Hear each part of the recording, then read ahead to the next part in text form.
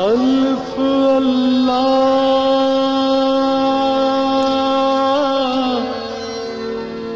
چنبے دل بوٹے میرے من وچ مرشد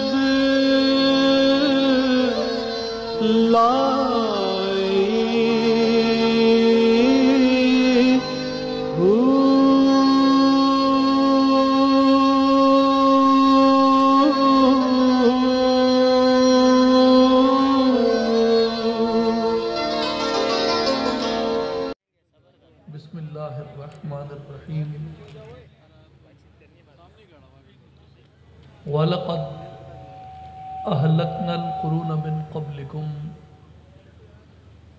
لَمَّا ظَلَمُوا وَجَاءَتْهُمْ رُسُلُهُمْ بِالْبَيِّنَاتِ وَمَا كَانُوا لِيُؤْمِنُوا كَذَلِكَ نَجْزِي الْقَوْمَ الْمُجْرِمِينَ صدق اللہ العظیم وصدق رسولہ النبی الکریم ان اللہ وملائکتہ یصلون علی النبی یا ایہا الذین آمنوا صلوا علیہ وسلموا تسلیما الصلاۃ والسلام علیک یا سیدی یا رسول اللہ وعلی آلک واصحابک یا حبیب اللہ یا محبوب اللہ یا محمد رسول اللہ صلی اللہ علیہ وسلم.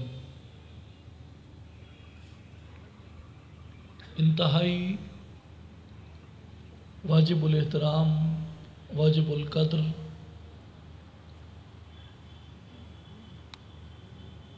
بھائیوں، بزرگوں، ساتھیوں، السلام علیکم ورحمۃ اللہ وبرکاتہ.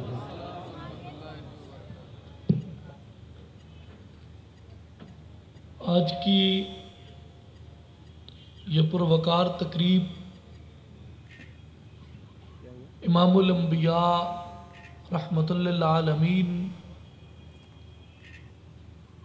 محمد الرسول اللہ صلی اللہ علیہ وسلم کے میلاد پاک کی محفل ہے.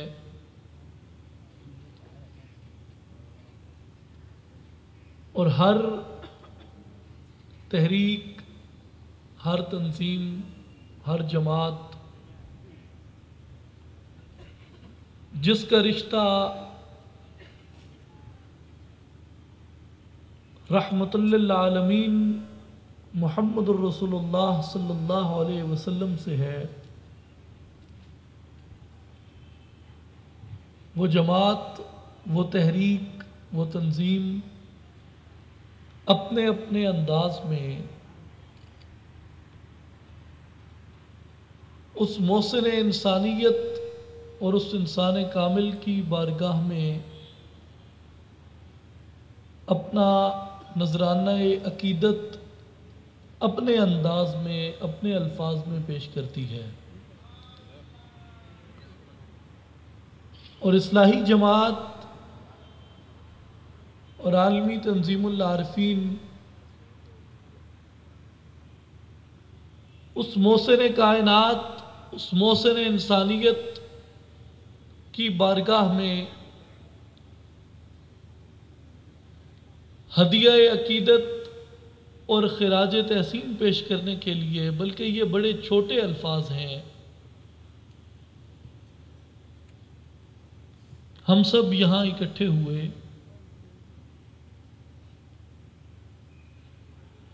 اور فقط واقعات کی دہرائی مقصود نہیں،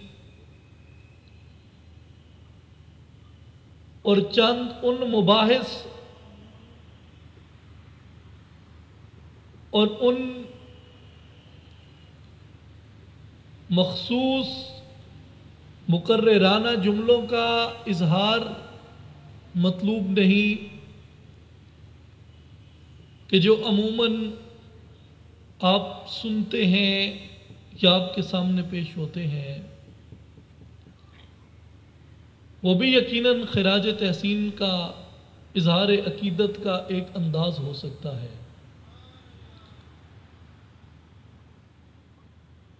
مگر آج ہمیں واقعات کی دہرائی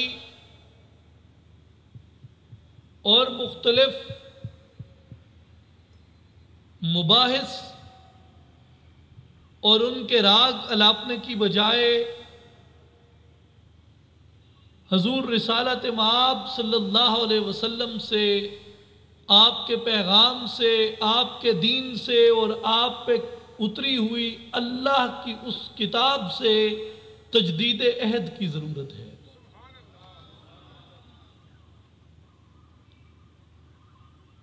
میرے بھائیوں، میرے بزرگوں، ذرا اپنی حالت کا آپ جائزہ لے لیں،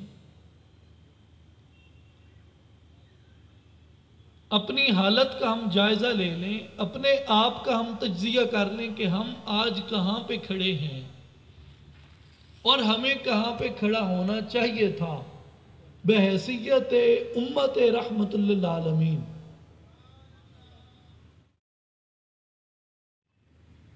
آج آپ دیکھیں کہ پچھلی 1.5 صدی کے اندر تقریباً 1.5 کروڑ مسلمانوں کو لقمہ اجل بنایا گیا۔ 1.5 صدی میں 1.5 کروڑ مسلمانوں کا قتل عام ہوا، جو تاریخ انسانی میں کسی بھی کمیونٹی کا سب سے بڑا جینوسائیڈ ہے۔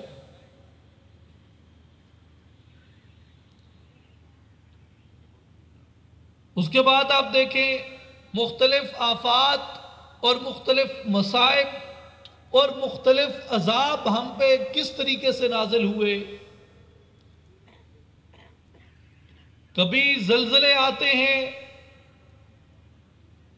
ہماری بستیوں کی بستیاں، شہروں کے شہر ان زلزلوں کی نظر ہوتے ہیں اور ان کے آثار تک مٹ جاتے ہیں، ان کے نشانات ختم ہو جاتے ہیں، نسلیں مٹ جاتی ہیں، پھر وہ زلزلے تھمتے ہیں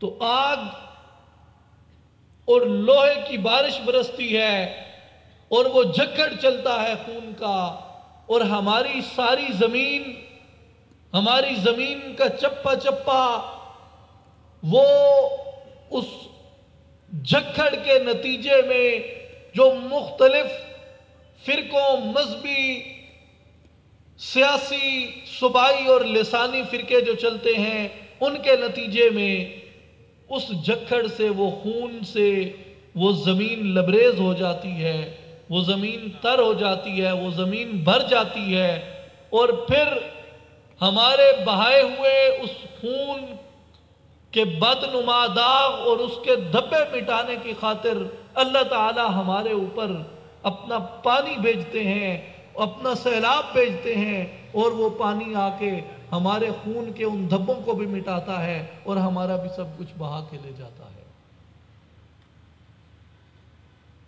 اور پھر آپ دیکھیں کہ اس کے باوجود ہم اس ضد پہ کھڑے ہیں کہ یہ جو کچھ بھی ہو رہا ہے ہمارے ساتھ، یہ اللہ کی مشیت ہے اور اللہ کی رضا ہے۔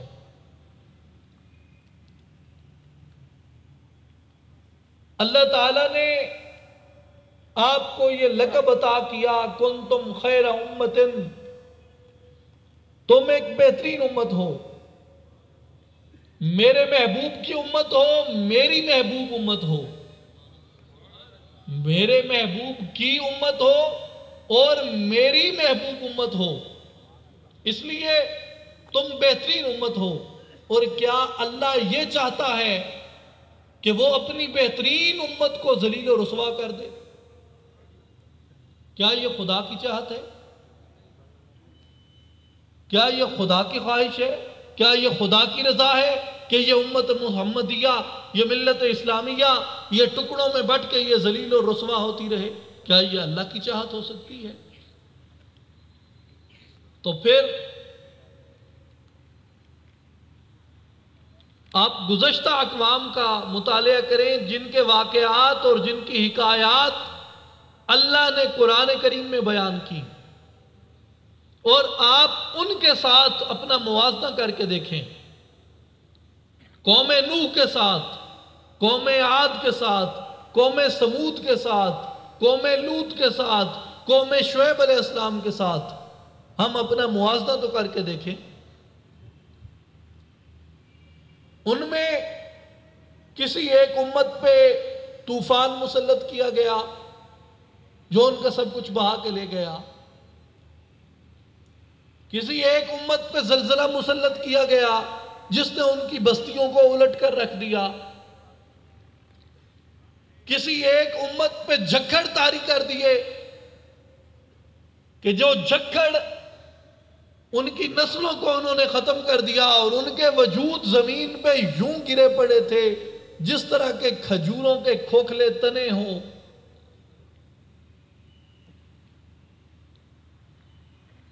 تو یہ زوال کی کیفیت ان امتوں کے اوپر جو آئی، کسی ایک امت پہ صرف طوفان آیا، کسی ایک امت پہ صرف زلزلہ آیا، کسی ایک امت پہ صرف جھکڑ آیا، لیکن ہم وہ امت ہیں جس پہ طوفان بھی آ رہے ہیں، جس پہ زلزلے بھی آ رہے ہیں، اور جس پہ جھکڑ بھی چل رہے ہیں۔ تمام امتوں کی تمام نیک صفات اللہ تعالیٰ نے اکٹھی کر کے اپنے محبوب کی امت میں رکھ دی، اور تمام انبیاء کے خاصے اللہ نے اکٹھے کر کے اپنے محبوب کی ذات کے اندر ان کو مجتمع فرما دیا۔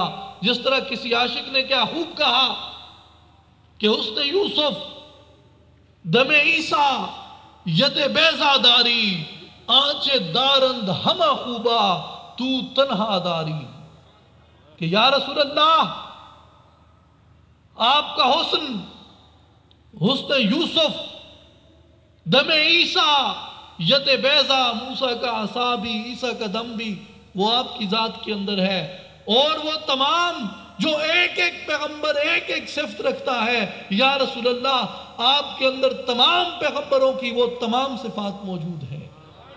اور پھر اسی طرح آپ دیکھیں کہ جب امت بھی ان امتوں کے تمام صفات کی مجتمع ہے، تو جب یہ امت ان امتوں کے جو سابقہ گزر گئیں ان کے اعمال بد کو دہراتی ہے، تو وہ عذاب جو ایک ایک امت پہ ایک ایک کر کے اللہ نے طاری کیا تھا، اس امت پہ اللہ نے وہ سارے عذاب طاری کیے، فقط اس لیے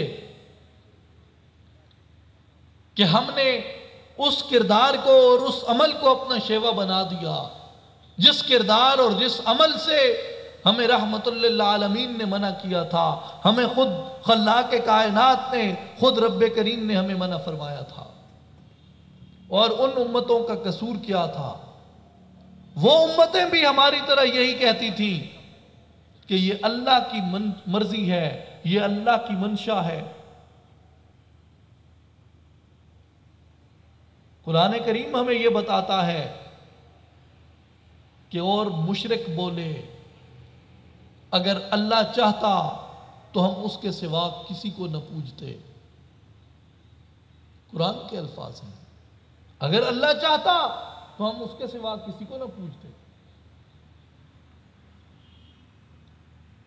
تو یہ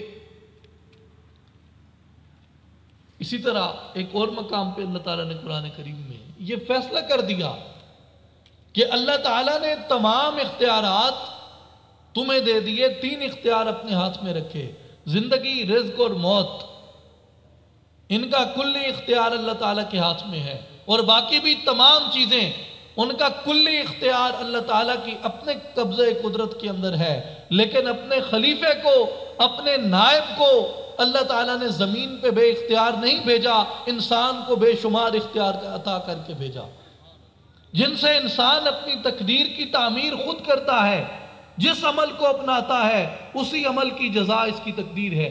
قرآن کریم میں واضح طور پہ اللہ نے کہا وَإِنْ أَحْسَنْتُمْ أَحْسَنْتُمْ لِأَنفُسِكُمْ، اگر تم اچھائی کرو گے تو وہ اچھائی تمہاری اپنی ذات کے لیے ہوگی، وَإِنْ أَسَأْتُمْ فَلَهَا، اگر گناہ کرو گے تو اس کا بوجھ بھی تمہاری اپنی گردن کے اوپر ہوگا۔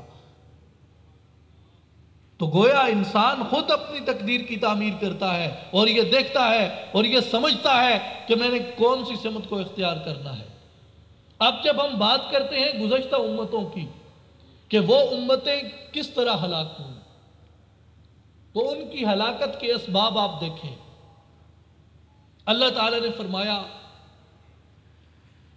کہ وَلَقَدْ أَهْلَكْنَا الْقُرُونَ مِنْ قَبْلِكُمْ، اے مسلمانوں میں نے تم سے پہلے بہت سی امتوں کو ہلاک کر دیا، میں نے تم سے پہلے بہت سی امتوں کو ہلاک کر دیا۔ الہ العالمین کیوں تو نے ہلاک کیا؟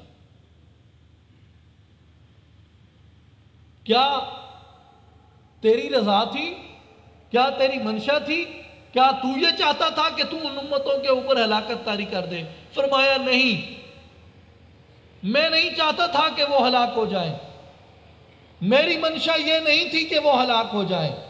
انہوں نے خود اپنی ہلاکت کو آواز دی، اور ان کے ہلاک ہو جانے کی وجہ یہ تھی لما ظلموا، کیونکہ وہ ظالم ہو گئے تھے، کیونکہ وہ ظالم ہو گئے تھے۔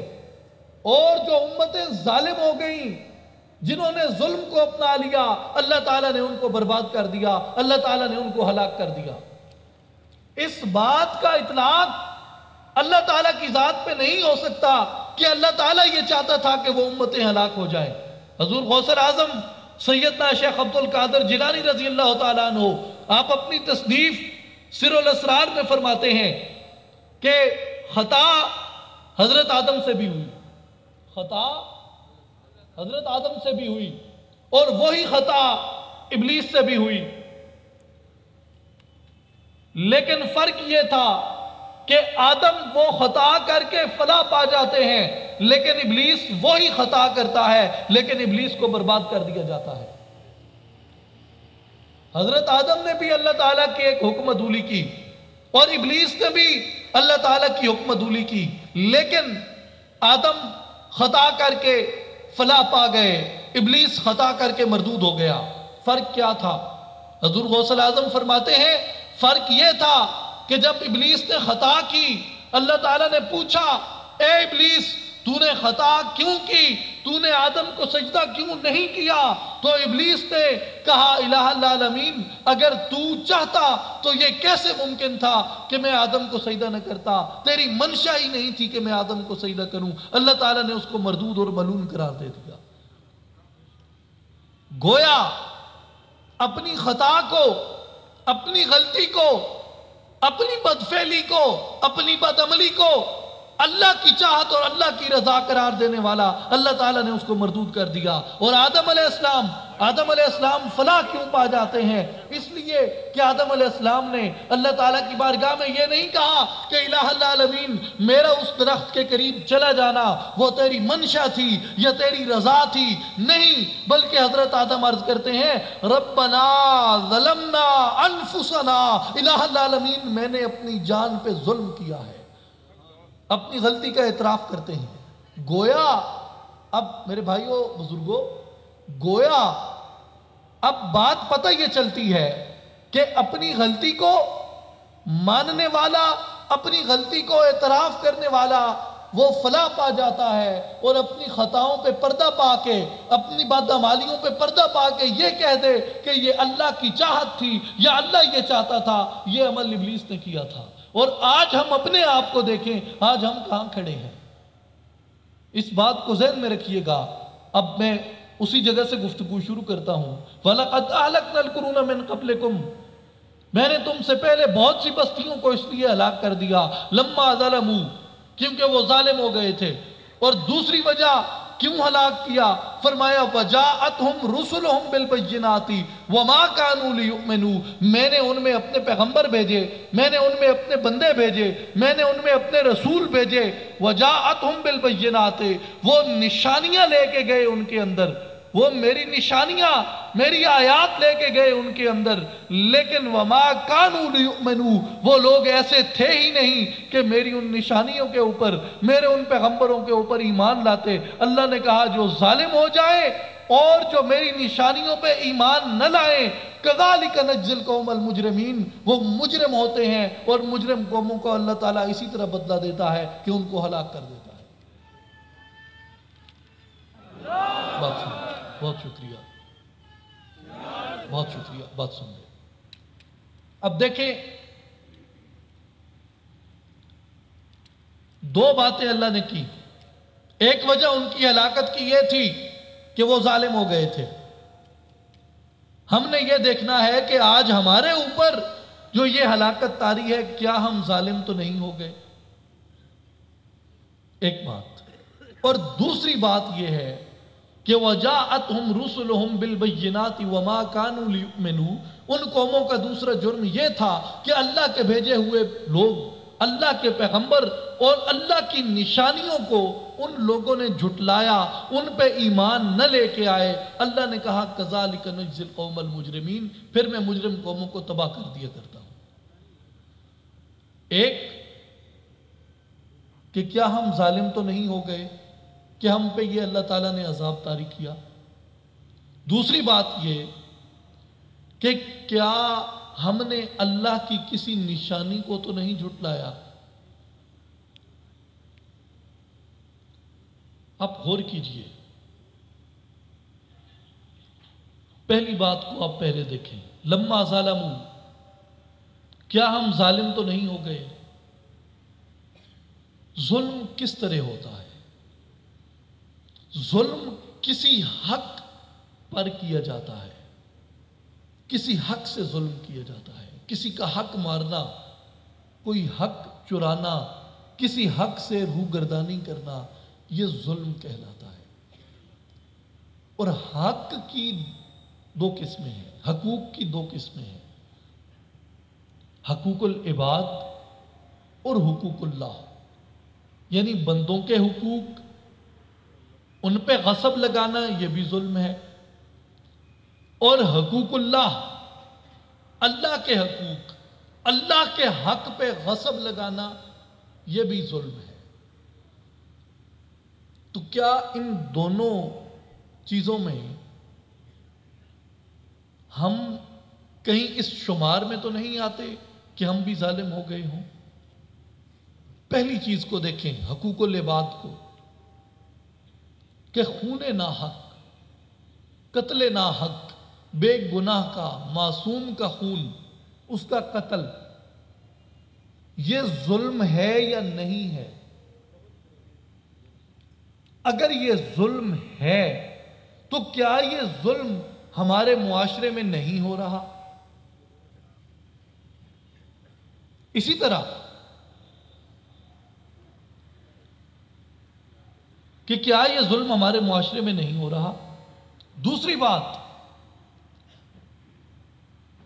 کہ کسی غریب، کسی مسکین، کسی یتیم کے حق پہ ڈاکہ ڈالنا، اس کی جائیداد ضبط کرنا، اس کے دیگر حقوق کو تلف کرنا، کیا یہ ظلم نہیں ہے؟ اور اگر یہ ظلم ہے تو کیا یہ ظلم ہمارے معاشرے میں نہیں ہو رہا؟ نعرہ تکبیر، نعرہ رسالت، نعرہ رسالت، نعرہ حیدری، نعرہ غوثیہ، نعرہ سلطانیہ، میری جان جوانی، میری جان جوانی، میری پریم کہانی، سانسوں کی روانی، میرا دل بر جانی، میرا دل بر جانی، شریعت کا رہبر، طریقت کا ہادی، نعرہ سلطانیہ، نعرہ سلطانیہ، میری جان جوانی، سانسوں کی روانی، میری پریم کہانی، سانسوں کی روانی، میرا دل بر جانی، نعرہ سلطانیہ، نعرہ سلطانیہ، جانشین سلطان الفقر حضرت سخی سلطان محمد علی صاحب، نعرہ سلطانیہ۔ تمام احباب تشریف رکھیں، تشریف رکھیں۔ ہماری انتہائی خوش نصیبی اور خوش بختی ہے کہ جانشین سلطان الفقر، سرپرست اعلیٰ اصلاحی جماعت وعالمی تنظیم العارفین حضور حضرت سلطان محمد علی صاحب، سجادہ نشین آستانہ عالیہ حضرت سلطان عبدالعزیز دربار عالیہ حضرت سلطان باہو رحمۃ اللہ علیہ، آپ مسند صدارت پہ جلوہ فرما ہیں، حضور کے چہرے انور کی زیارت بھی فرمائیں اور اپنی جگہ پہ تشریف فرما ہو کے آپ حضور کا پیغام بھی سنیں اور حضور کے چہرے انور کی زیارت بھی فرمائیں۔ ایک مرتبہ تمام احباب آواز بلند درود شریف پڑھ لیں۔ الصلاۃ والسلام علیک یا سیدی یا رسول اللہ وعلی آلک و اصحابک یا حبیب اللہ۔ میرے بھائیوں، بات ہو رہی تھی مظالم کی۔ کیا خون ناحق ظلم نہیں ہے؟ اگر ظلم ہے تو کیا یہ ظلم ہمارے معاشرے میں نہیں ہو رہا؟ کسی یتیم، غریب، مسکین کے حق پہ ڈاکہ ڈالنا کیا یہ ظلم نہیں؟ اور کیا یہ ظلم ہمارے معاشرے میں نہیں ہو رہا؟ اسی طرح کسی شریف، کسی عزت دار شخص کی پگڑی اچھالنا، بہتان لگانا اپنے نفسانی مفاد کی خاطر، کیا یہ ظلم نہیں؟ اور اگر یہ ظلم ہے تو کیا یہ ظلم ہمارے معاشرے میں نہیں ہو رہا؟ زنا، شراب، منشیات، کیا یہ انسانیت کے ساتھ، اخلاقیات کے ساتھ ظلم نہیں؟ اور اگر یہ ظلم ہے تو کیا یہ ظلم ہمارے معاشرے میں نہیں ہوتا؟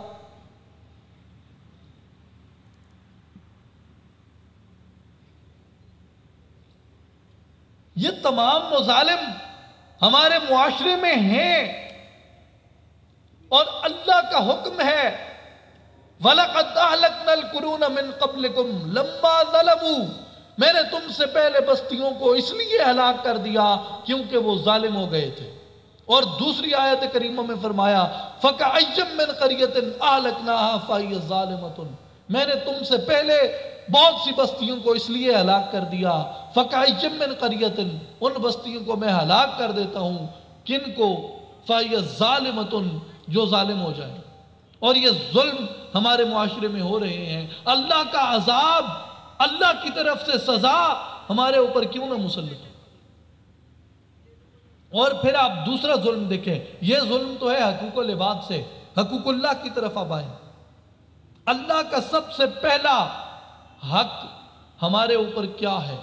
ہماری بنیاد، ہماری اساس کیا ہے جس پہ ہم کھڑے ہیں، جس پہ ہماری اٹھان ہے اور جس سے ہمارا رشتہ اللہ سے بھی ہے اور ہمارا رشتہ رسول اللہ سے بھی ہے، ہمارا رشتہ دین سے بھی ہے؟ وہ ہماری اساس، وہ ہماری بنیاد کیا ہے؟ ہماری وہ اساس، ہماری وہ بنیاد، ہماری وہ ابتدا، اللہ کا ہمارے اوپر سب سے پہلا حق وہ کلمہ طیبہ لا الہ الا اللہ محمد الرسول اللہ ہے۔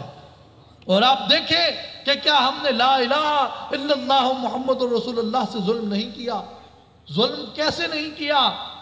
کہ جب ہم نے اپنی اس اساس کو، اپنی اس بنیاد کو ہم نے ٹکڑوں میں تقسیم کر دیا، ہم نے مسالک میں تقسیم کر دیا، ہم نے فرقوں میں تقسیم کر دیا، اور وہ اساس جو یہ پیغام لے کے آئی تھی الخلق عیال اللہ، تمام مخلوق اللہ کا کنبہ ہے۔ وہ اساس جو یہ پیغام لے کے آئی تھی، حی علی الفلاح، آؤ فلاح کی طرف، آؤ کامیابی کی طرف، اور وہ بنیاد جو یہ پیغام لے کے آئی تھی پوری عالم انسانیت کے لیے کہ السلام علیکم، کہ اے انسانیت، اے حضرت انسان، تمہارے اوپر سلامتی ہو۔ ہم نے جب اس اساس کو، ہم نے جب اس بنیاد کو ٹکڑوں میں تقسیم کر دیا تو یہ ہمارا اللہ کے اس حق کے ساتھ سب سے بڑا ظلم تھا۔ اور پھر اس کے اوپر ہمارا اس عمل، یہ عمل دیکھیں جو عمل ابلیس نے کیا، کہ ابلیس نے خطا کی، اور خطا کر کے اس نے پہلا کام تو یہ کیا کہ اس نے کہا الہ العالمین تو چاہتا تو میں کیسے سجدہ نہ کرتا، اور دوسری بات اس نے یہ کہی کہ انا خیر منہ، اپنے جرم کا اعتراف نہیں کیا بلکہ یہ کہا کہ میں نے ٹھیک کیا ہے۔ آج ہم کیا کر رہے ہیں؟ آج ہم جب اپنے آپ کو ان مسالک کے اندر، ان فرقوں کے اندر تقسیم کر دیتے ہیں اور اس کے بعد اس کے اوپر ڈٹ جاتے ہیں کہ نہیں ہم ایک ٹھیک بات کے اوپر کھڑے ہیں، تو کیا ہم کس کا فعل ادا کر رہے ہیں؟ یہ آدم کا فعل ہے یا آدم کے متضاد کا فعل ہے؟ یہ آدم کا فعل ہے یا ابلیس کا فعل ہے؟ ہمیں تو یہ کہنا چاہیے ربنا ظلمنا انفسنا، الہ العالمین ہم نے اپنی جانوں پہ ظلم کیا ہے۔ اور پھر آپ دیکھیں کہ لا الہ الا اللہ محمد رسول اللہ کو تقسیم کرنے سے خدا کا قرآن بھی منع کرتا ہے، اور خود حضور رسالت مآب صلی اللہ علیہ وسلم بھی منع فرماتے ہیں۔ اللہ نے واضح حکم دیا، امر دیا قرآن میں، وَاعْتَصِمُوا بِحَبْلِ اللَّهِ جَمِيعًا وَلَا تَفَرَّقُوا، اللہ کی رسی کو مضبوطی سے پکڑ لو، وَلَا تَفَرَّقُوا، اور فرقوں میں مت پڑو۔ کدھر جائے گا خدا کا یہ حکم؟ اگر ہم اپنے آپ کو یوں منقسم کر لیں، یوں تقسیم کر دیں، یوں ٹکڑوں میں بانٹ دیں، اور رسول اللہ کا وہ حکم دیکھیں خطبہ حجت الوداع کے اندر، خطبہ حجت الوداع، اس میں حضور کیا فرماتے ہیں، اور خطبہ حجت الوداع ہے کیا؟ خطبہ حجت الوداع اللہ کا، رسول اللہ کا عطا کرتا، حضور رسالت مآب کا عطا کرتا وہ عالمگیر انسانی قانون ہے کہ جب حضور خطبہ حجت الوداع ارشاد فرماتے ہیں تو اس کے بعد جبریل امین وحی لے کے آتے ہیں، آ کے حضور کو مبارک دیتے ہیں، آ کے حضور کو خوشخبری دیتے ہیں، یہ بشارت دیتے ہیں، یہ نوید دیتے ہیں کہ یا رسول اللہ الیوم اکملت لکم دینکم، آج اللہ نے آپ پہ دین کو مکمل کر دیا ہے۔ کس کے اوپر؟ اس خطبہ حجت الوداع کے اوپر۔ وہ خطبہ حجت الوداع جسے ارشاد فرمانے کے بعد اللہ نے دین کو مکمل کیا، اللہ نے دین کو مکمل کرنے کی بشارت دی، اللہ نے دین کو مکمل کرنے کی خوشخبری دی۔ اس خطبہ حجت الوداع میں سرکار دو عالم صلی اللہ علیہ وسلم کیا فرماتے ہیں؟ حضور اپنی